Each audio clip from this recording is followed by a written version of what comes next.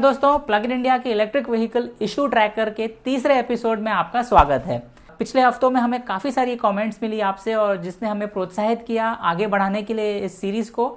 इस सीरीज़ में हम प्लग इन इंडिया का फोरम्स का पार्ट एक्सक्लूसिवली इस्तेमाल करते हैं, जहां पर हम सारे इश्यूज लिस्ट करते हैं और वहां पर सॉल्यूशंस भी आते हैं, आपके कमेंट्स और एडिशनल कंटेंट भी डाली जाती है, ताकि आने वाले लोगों को, ईवी ओनर्स, ये इश्यूज को देख सकें और इसमें से समझ सकें कि इलेक्ट्रिक व्हीकल चलाने में क्या दिक्कतें आती है और उनके सॉल्यूशंस क्या हैं। इस श्रृंखला को शुरू करने का जो वजह है हमने डिस्क्रिप्शन में दी है, तो आप ज़रूर जाइए और मालूम कीजिए कि हमें क्यों लगता है कि इस टाइप की सीरीज़ की ज़रूरत है। आइए अब चलते हैं पहले इशू की तरफ।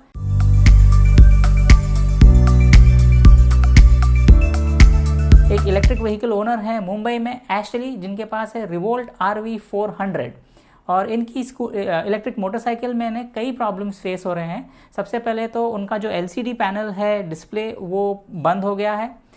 उनके थ्रॉटल के अंदर से जो एक ये मोटरसाइकिल आवाज़ निकालती है, आर्टिफिशियल आवाज़ है जो स्पीकर के ज़रिए जनरेट की जाती है, ये एक फ़न फैक्टर भी है और दूसरों को बताती भी है कि एक गाड़ी आ रही है तो रास्ते से हट जाएं, क्योंकि इलेक्ट्रिक मोटरसाइकिल्स जनरली आवाज़ नहीं करती हैं, तो ये एक फ़न फीचर है। ये बंद हो गया। फिर उनका जो बैटरी कंपार्टमेंट का लॉक है वो चलना बंद हो गया, बराबर से नहीं खुल रहा था। और गाड़ी के ब्रेक पैड्स बहुत वोर्न आउट हो गए थे और GPS भी काम करना बंद हो गया। तो एशली ने अपनी गाड़ी को रीस्टार्ट किया और रीस्टार्ट के बाद भी ये कोई भी चीज़ इंक्लूडिंग LCD डिस्प्ले वापस चालू नहीं हुई, तो वो सर्विस सेंटर गए। अब सर्विस सेंटर ने उन्होंने जांच की और उनको पता लगा कि LCD डिस्प्ले का एक फ्यूज़ है वो उड़ गया है, तो उन्होंने उस फ्यूज़ को रिप्लेस कर दिया। एक्सेलेटर उनका वारंटी में था तो फ्री में रिप्लेस कर दिया गया और इसके बाद आवाज़ आना शुरू हो गई। GPS ट्रैकर भी रिप्लेस किया गया और लॉक बॉक्स की जो कीज़ हैं, बैटरी कंपार्टमेंट की लॉक को भी रिप्लेस कर दिया गया एंड जो ब्रेक पैड्स हैं उन्हें भी चेंज कर दिया गया। तो ये सब का एक खर्चा जो एशली को आया वो 718 रुपये हुआ और उसके बाद उनकी मोटरसाइकिल बिल्कुल नई जैसी चलती हो गई है। तो इस इशू का स्टेटस है क्लोज। सो दोस्तों, यूजेज की बात है, आप कैसे अपनी मोटरसाइकिल चलाते हैं और RV400 काफ़ी पावरफुल बाइक है, तो पॉसिबल है कि ब्रेक पैड्स वेयर आउट हो सकते हैं। दूसरी चीज़, एक एशली ने लॉन्ग डिस्टेंस राइड भी की है, मुंबई टू पुणे गए हैं वो, और इसकी वीडियो भी हमने लिंक में फोरम्स में डाली है, हमारे यूट्यूब चैनल पे हैं। ज़रूर जाइए, डिस्क्रिप्शन में लिंक देखिए, उस पर क्लिक कीजिए और इसे वीडियो देखिए। अगर आप भी रिवोल्ट ओनर हैं, RV300 RV400 ओनर, तो आपके पास क्या सर्विस इश्यूज़ आए और उसका सल्यूशन क्या था, आप प्लीज़ हमें कमेंट्स में लिखिए और हमारे फोरम्स में जाके आपका पोस्ट डालिए। और अगर आप लॉन्ग ड्राइव करते हैं, जिस तौर से एशली ने किया, जो अपनी मोटरसाइकिल की रेंज से बाहर है, तो ये भी आपने कैसे अकम्प्लिश किया, अगर आपके पास कोई वीडियो है तो ज़रूर शेयर कीजिए हमारे फोरम्स में। हम भी ये एक्साइटिंग जर्नीज देखने के लिए उत्सुक रहते हैं। धन्यवाद।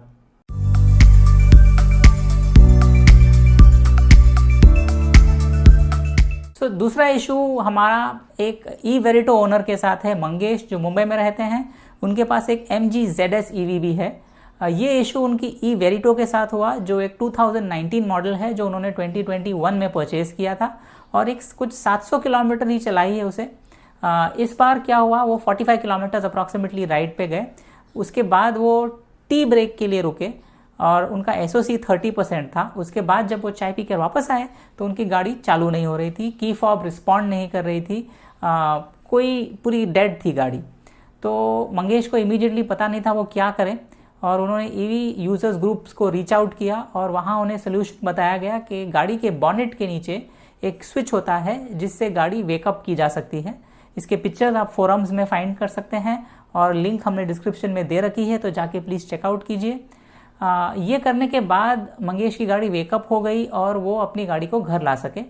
उन्हें बताया गया कि ओवरनाइट चार्जिंग नहीं करने के कारण ऑक्सिलरी बैटरी का चार्ज लो हो गया होगा, जिसके वजह से गाड़ी वेकअप नहीं कर पाई। इसकी वजह अब मंगेश को चाहिए कि एवरी फ्यू डेज अपनी गाड़ी को ओवरनाइट चार्ज करे, ताकि बैटरी पैक भी बैलेंस हो जाए और ऑक्सिलरी बैटरी भी फुल चार्ज हो जाया करे। मंगेश घर जाके मल्टीमीटर से उन्होंने अपने ऑक्सिलरी बैटरी को चेक किया और वोल्टेज बराबर था।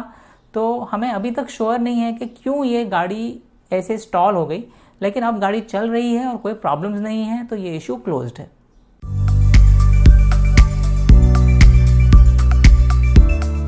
तो दोस्तों तीसरा इशू हमारी प्लग इन इंडिया के साथ ही है। अतुल गोपाल जो हमारे प्लग इन इंडिया के साथ काम करते हैं, वो एक नेक्सॉन ईवी चलाते हैं।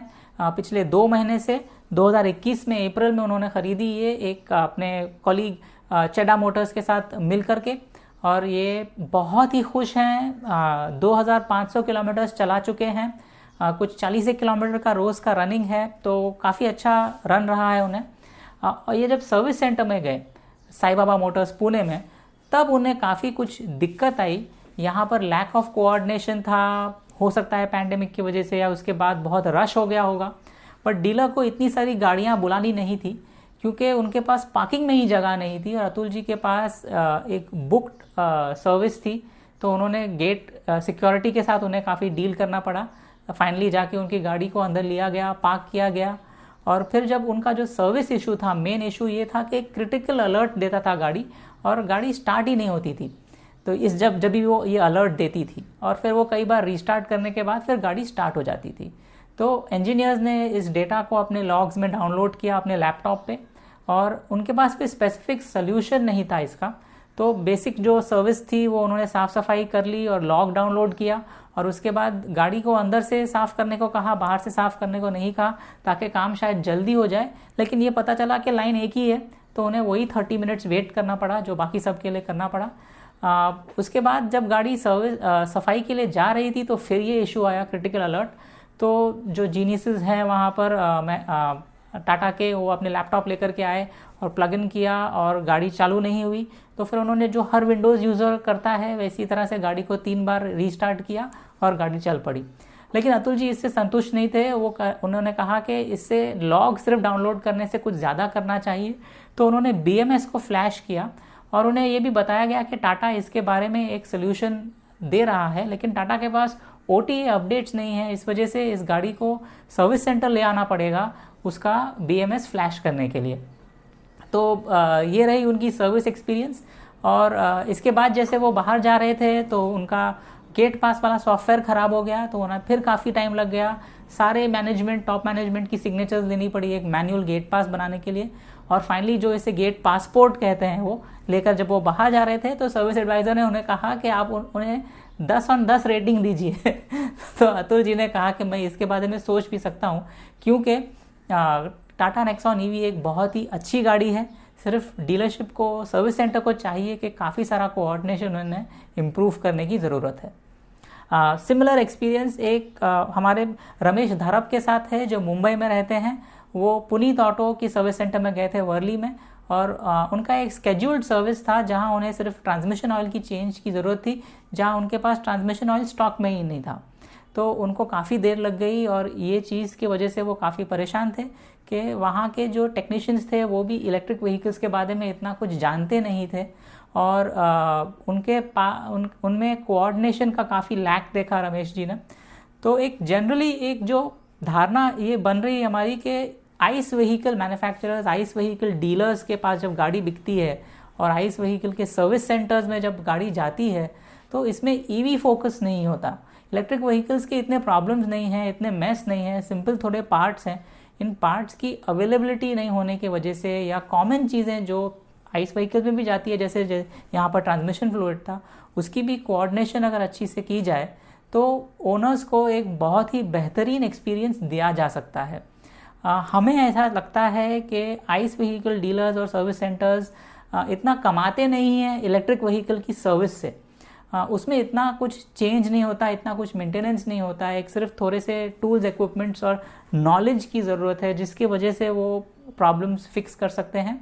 और मे बी अगर आइस व्हीकल डीलरशिप्स और सर्विस सेंटर्स एक इलेक्ट्रिक व्हीकल्स के लिए अलग चैनल या स्ट्रीम बनाए, जहाँ पर सिर्फ इलेक्ट्रिक व्हीकल्स को सर्विस किया जाए, तो शायद ईवी ओनर्स को इतना भीड़ भाड़ में भी जाना नहीं पड़ेगा, और इतने मैस के साथ डील नहीं करना पड़ेगा, और आसानी से उनकी गाड़ी सर्विस होकर निकल जाएगी।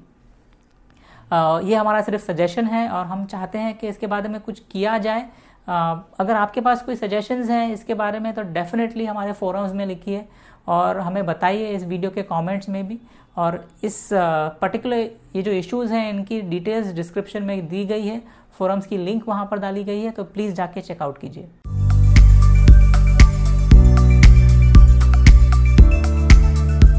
तो दोस्तों ये हमारा चौथा इशू है। हमारे दोस्त हैं विवेक आहूजा, जो दिल्ली में हैं, टाटा नेक्सॉन ईवी ओनर है, काफ़ी सालों से इलेक्ट्रिक व्हीकल एंथुजियास्ट रहे हैं और बहुत ही पैशनेटली पार्टिसिपेट भी करते हैं वो हमारे फोरम्स में, ग्रुप्स में और हर जगह पे।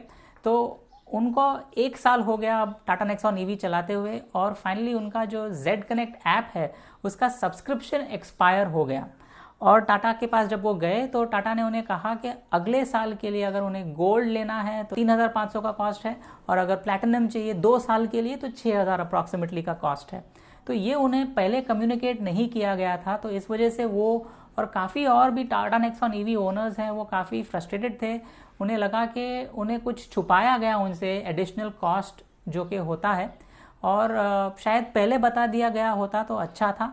लेकिन अब उन्हें क्लियरली बताया गया है कि आगे जा कर के अगर उन्हें जेड कनेक्ट ऐप यूज़ करना है, जिसमें काफ़ी सारे फीचर्स हैं, जैसे गाड़ी का स्टेट ऑफ चार्ज आप देख सकते हैं, बैटरी का कि उसमें कितना चार्ज है रिमोटली, ज़रूरी नहीं है कि आप गाड़ी के पास भी हों, दुनिया के दूसरे कोने में भी हो सकते हैं। कितना वक्त लगेगा गाड़ी को कम्प्लीटली चार्ज होने में, आजू बाजू में चार्जिंग स्टेशंस कहाँ हैं, अगर आपकी गाड़ी पार्क्ड है, चार्ज हो रही है एसी से, तो आप एसी को एयर कंडीशनिंग को ऑन करके गाड़ी को प्री कूल कर सकते हैं।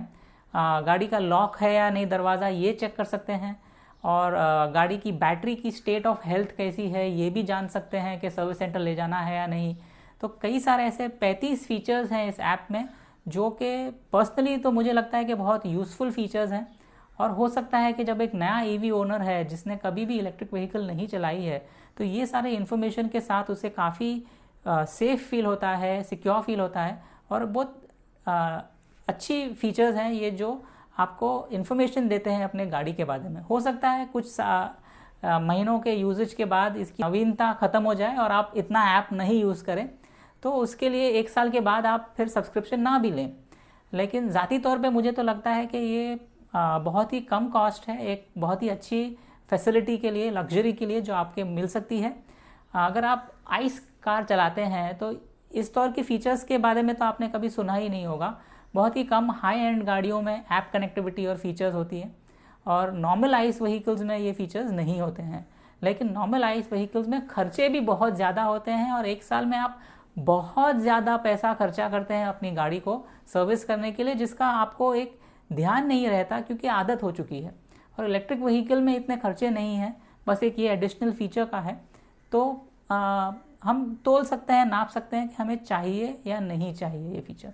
अब जब हम देखें तो टाटा नेक्सॉन को ये क्यों पैसे चार्ज करने पड़ते हैं, तो उनकी गाड़ी में एक सिम कार्ड लगा होगा मोबाइल सर्विस प्रोवाइडर से जो कनेक्ट करता है, और ये डेटा भेजता है आपकी गाड़ी से कंपनी के सर्वर्स तक, और कंपनी के सर्वर्स से उस ऐप तक जो उन्होंने बनाया है जेड कनेक्ट ऐप। इस ऐप को डेवलप करने का भी कुछ खर्चा होता है, और उन्हें एक टीम भी मेंटेन करनी पड़ती है जो इस ऐप को टेक केयर करती है, बग्स फिक्स करती है, अपग्रेड करती है, फीचर्स ऐड सबट्रैक्ट करती है, और इसकी एक होस्टिंग भी होती है जिसके चार्जेस उन्हें भरने पड़ते हैं। लेकिन तो भी अगर आप एक प्रीपेड प्लान लें जो सिर्फ डेटा हो, जिसमें वॉइस SMS ना हो 1 साल के लिए, तो कुछ 1,000 रुपये में हो जाना चाहिए एक कंपनी टू कंपनी कॉन्ट्रैक्ट के ज़रिए से। अगर एंड यूज़र की तौर पे मैं भी किसी कंपनी का डेटा प्रीपेड प्लान लेता हूँ जिसमें वॉइस भी अनलिमिटेड है, SMS भी है, 2 GB डेटा रोज़ का मिल रहा है, तो अगर 365 डेज़ का मैं प्लान ले रहा हूँ तो मुझे कुछ 2,500-800 में अंदर ये प्लान आ जाता है। तो भी कुछ ज़्यादा लग रहा है ये कॉस्ट, जो ईयरली कॉस्ट टाटा ने बताया है। तो ये क्यों ऐसे है, और इसके बारे में अगर कुछ कंपनी कर सकती है तो अच्छा होगा। तो दोस्तों आपके विचार क्या हैं, इस तौर की कनेक्टिविटी फीचर्स के लिए चार्ज करना चाहिए, नहीं करना चाहिए? काफ़ी कुछ पैसे कंपनी कमा सकती है, क्योंकि अगर वो 5 साल के लिए मान लिया आपने कनेक्टिविटी गाड़ी चलाई और 3,500 रुपये आप खर्च कर रहे हैं, तो अगर ऐसे 5,000 कस्टमर्स भी हैं टाटा के पास, तो 8 करोड़ रुपए तो उनके यूं ही जमा हो जाते हैं, जिसमें से अगर वो 50,000 रुपये पर मंथ के 5 एम्प्लॉयज़ रख लें तो उनको 30 साल तक ये एम्प्लॉयज़ को वो रख सकते हैं अपना काम करने के लिए। तो ये सब तो डेटा का चार्ज अलग है। आपके क्या विचार हैं हमें फोरम्स में लिखिए, उसकी लिंक आपको डिस्क्रिप्शन में दी जा चुकी है। हमारे यूट्यूब वीडियो में भी कमेंट्स कीजिए और बताइए, हम उत्सुक हैं आपके ओपिनियंस जानने के लिए।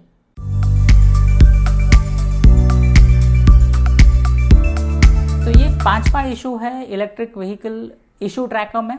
ये है बजाज चेतक के बारे में। एक ओनर है पुणे में जिन्होंने 2021 जून में 1 साल कंप्लीट किया और 1200 किलोमीटर चलाई है। और इसके बाद उनको एक सरप्राइज़ मिला, ऐप में उनको सब्सक्रिप्शन फ़ीस 4700 रुपये आए अगले साल के लिए।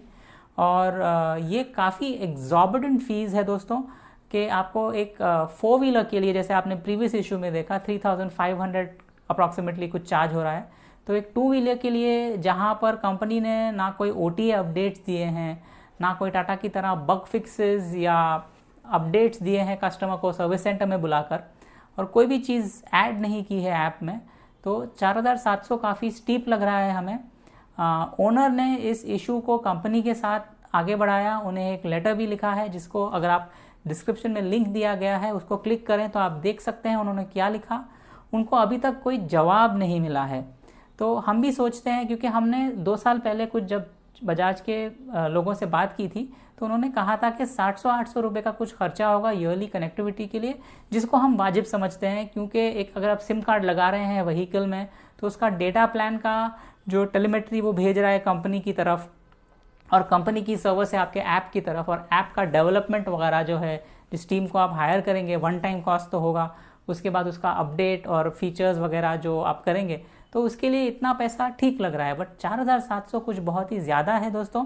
तो जैसे कि टाटा नेक्सॉन EV ओनर्स सोच रहे हैं, वैसे ही बजाज चेतक ओनर्स भी ऐसे ही सोच रहे हैं कि ये कंपनी की स्ट्रैटेजी है कस्टमर्स से ज़्यादा पैसा ऐंठने का, और सिर्फ एक कुछ फीचर ना दे के कस्टमर्स के पास से पैसे निकालना। तो दोस्तों आप क्या समझते हैं इसके बारे में, आपके विचार क्या हैं? क्या ये जस्टिफाइड है इतना कॉस्ट 1 ईयर कनेक्टिविटी के लिए? कुछ कम कॉस्ट हो सकता है क्या, और क्या फीचर्स दे सकती है कंपनी ताकि इस स्तर की प्राइसिंग जस्टिफाई हो सके? आपके विचार हमें बताइए, हमारे लिंक डिस्क्रिप्शन में दिए गए हैं, फोरम्स में पोस्ट कीजिए, इस वीडियो में कमेंट्स कीजिए, और हम उत्सुक हैं जानने के लिए कि आप क्या सोचते हैं। दोस्तों धन्यवाद हमारे साथ आखिर तक बने रहने के लिए। इशू ट्रैकर का ये एपिसोड यहीं समाप्त होता है। अगर आपके पास कोई इश्यूज़ हैं अपनी इलेक्ट्रिक व्हीकल्स को लेकर के, हमारे फोरम्स में ज़रूर पोस्ट कीजिएगा जहां फॉर्मेट दिया गया है, और अगर कुछ सॉल्यूशंस मिले हैं आपको तो वो भी डेफिनेटली डालिए। आपकी टिप्पणी, आपकी कमेंट्स ज़रूर लिखिए, और इलेक्ट्रिक व्हीकल इशू ट्रैकर की इस एपिसोड्स को हम कैसे सुधार सकते हैं और यूज़फुल बना सकते हैं, ज़रूर हमें बताइए। आपके कमेंट्स पढ़ने के लिए हम उत्सुक हैं। हमें लाइक कीजिए, सब्सक्राइब कीजिए और चैनल ज़रूर ज्वाइन कीजिए। धन्यवाद। अगले हफ्ते फिर मिलेंगे।